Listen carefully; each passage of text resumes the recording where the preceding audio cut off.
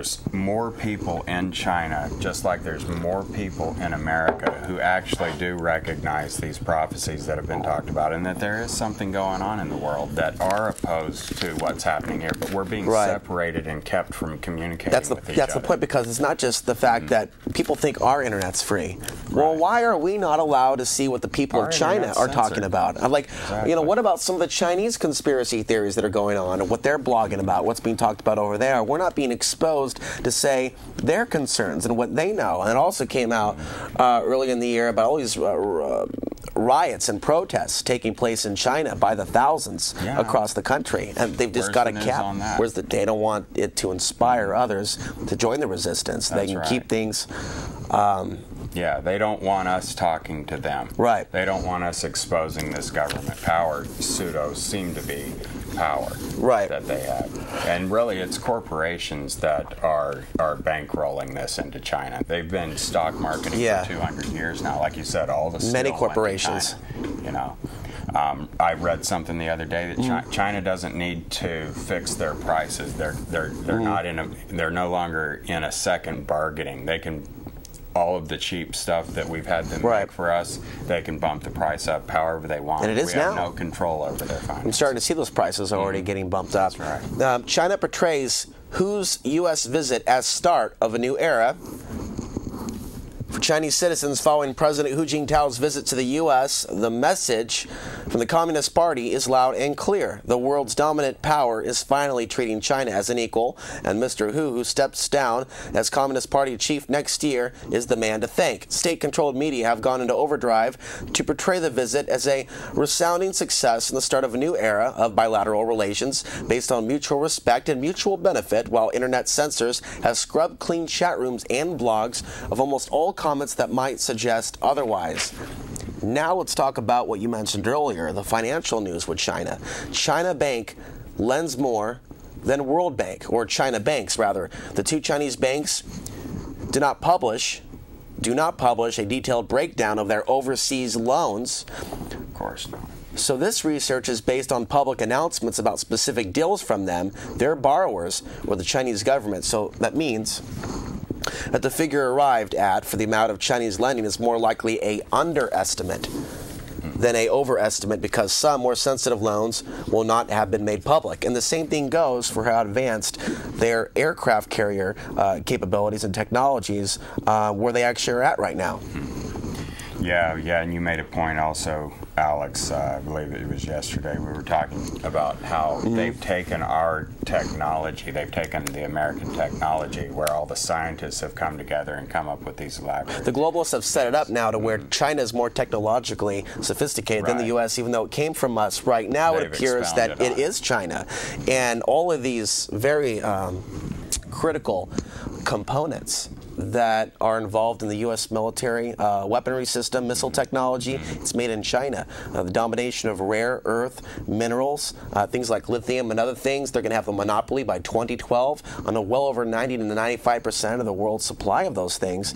Is it by accident, or is it a part of a larger design? Hey, you know, you look at Afghanistan, for example, and they came out with that announcement about trillions in resources in minerals in Afghanistan. The Chinese are already there, some of the mining companies involved in the extraction of these resources, just like they are in Africa. So it's not a better system. In fact, it's far worse. But really, is it even a different system? Just a question I continue to ponder and ask the audience to ask themselves, for those that are stuck in the paradigm of seeing the China versus the U.S., the Chinese system versus our system. There are so many similarities in ways that we're intertwined.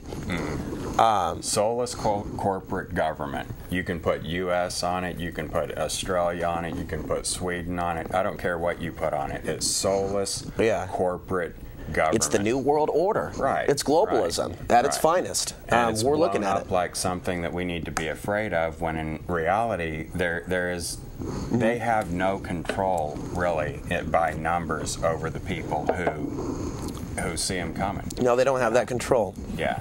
They don't. And that's the message that we are able to put out today. And that's why they put out the mind control, to keep people off balance. Otherwise, they might kind of wake up and start taking back power into their own hands. Chinese bank ICBC signs deal to enter U.S. market. That's right. you as an American can now buy a yuan.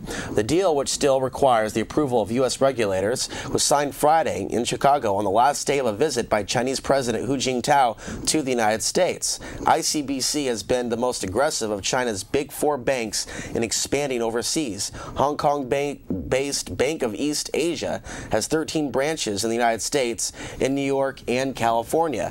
ICBC in January last year bought a 70% stake in the bank's Canadian subsidiary. The new deal would allow ICBC's U.S. customers to buy and sell the yuan.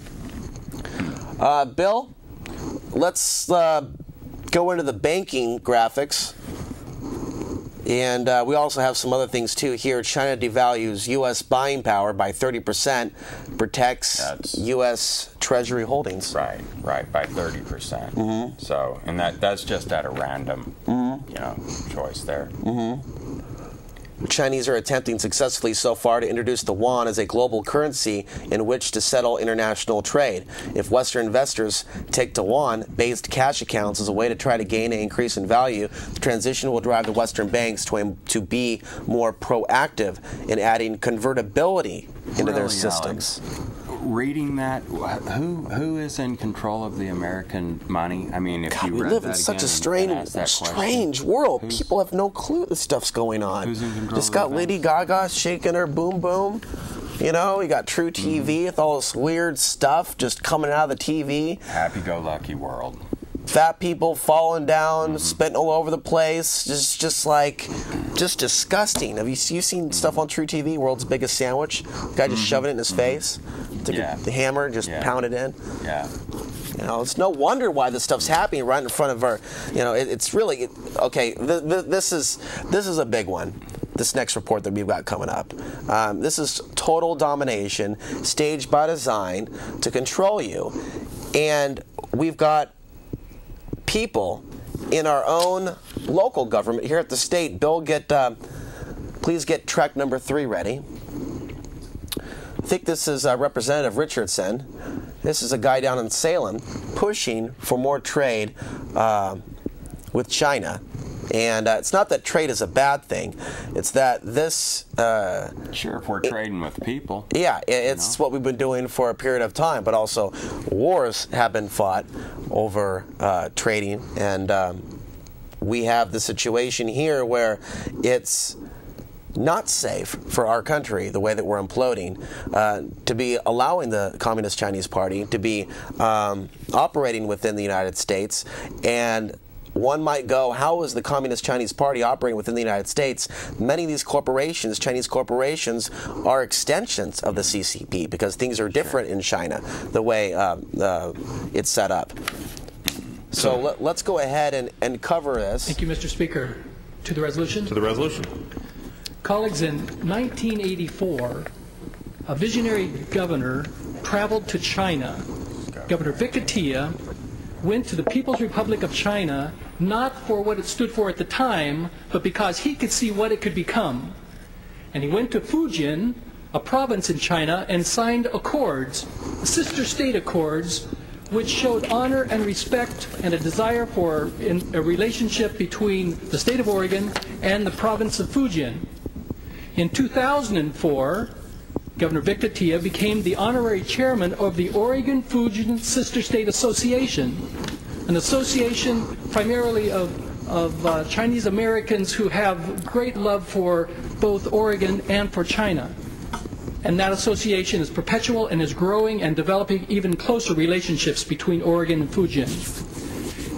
On June 23rd of this year, a special delegation from the Fujian government is coming to Oregon, and their purpose is to honor Governor Victor Tia on the 25th anniversary of the Oregon-Fujian Sister State Accords, to honor him for his vision, for his leadership, for his dedication to relationships that will bond peoples so far apart.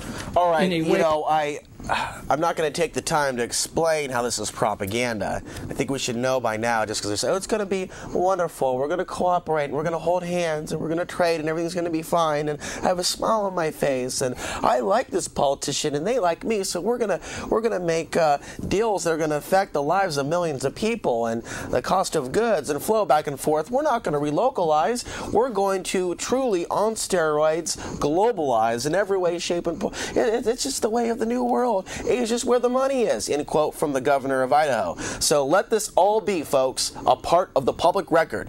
We're going to see what comes about through what's taking place. With this obvious base they're setting up in Idaho, and of course we need to keep our close eyes on our new governor, Kitzhaber, in his relationship with China. Any visits from China, any visits to China. We need to be aware of what agreements are being made. We need to be aware of what Adams is doing in his trips to Shanghai. Yes, Mayor Adams has been to Shanghai on more than one occasion. Where does he go? Who does he talk to? What conversations are being had behind? Have you heard about some of these trips to China involving even Adams, for that matter? Yeah. There's something interesting with the people that I've found on a more positive note, bringing it back to the public. We've had a relationship with Shanghai because Portland is such an environmental city. Right. Shanghai's using biodiesel. They're looking into different, more sustainable ways to recycle and use solar, different things like that. And they're starting to spearhead with us an environmental movement. To me, this is another means for the government to scapegoat into showing a false relationship that's safe with another government, right, and co-joining with that government corporate ideology. What I hope for Adams and hope for you, if you're able to, when you run for city council, to impress upon the people that and I don't know how this is going to work myself, but I don't either. How to look at the government not as a entity, a deity, a thing, a subject, an idea that's going to give us anything. Like John F. Kennedy said, don't ask what you can do. Don't ask what your country can do for you. Ask what you can do for your for your government. Ask what you can do for your neighbor. Is a concept that I think that people are starting to talk about in the grocery stores. Not depending on the government. Right. There's so much that can be said, but something has to be said. And there's so many people in this city that have a lot of good ideas that need to be implemented. A lot of people on this planet have good ideas that need to be implemented in their own local government. But if you don't try to attempt to step up to the plate, simply to make some noise, whether or not you get elected, simply to educate and, of course, plant seeds. Bill, continuing on with the news, I don't think we're going to get through all the news tonight, all those clips that we put together, because this is really something that ought to be in a documentary film. And there's just a lot of stuff that I want to do in 2011. Forget 2012. Just forget it. Forget 2013. Forget 2014. We live one day at a time. And this is the year. We got to be thinking about the things that we want to create to help make the world a better place. And for me, we need to take a look at what's going on, the true relationship between the United States and China. But it's far more, James, than these English words we're using. China, United States. There's another entity of control and darkness that's behind the presidents. It's pointless to argue about the president, whether someone likes him or doesn't like him, because it's not the presidents making the decisions. There's something larger at play here. And we've seen a lot of evidence over the years, beyond just the Rockefellers and Rothschilds, in terms of staged wars and managed events and the corporate media being owned literally by a handful of people. And the Bilderbergers and Halliburton. It's corporate. This is not a new concept. Corporate government, China, corporate government, U.S. Now we have corporate government China coming in to police us, and you're watching them walk through the front door right now. We're witnessing it today, and we're congratulating it. It appears to be. I believe that the New World Order is incrementally staging the Chinese invasion, and this sounds insane to a lot of people, the possibility of this. But all of my life, I've heard of these concerns from people, especially the last couple of years, mostly from people that have been recording their dreams.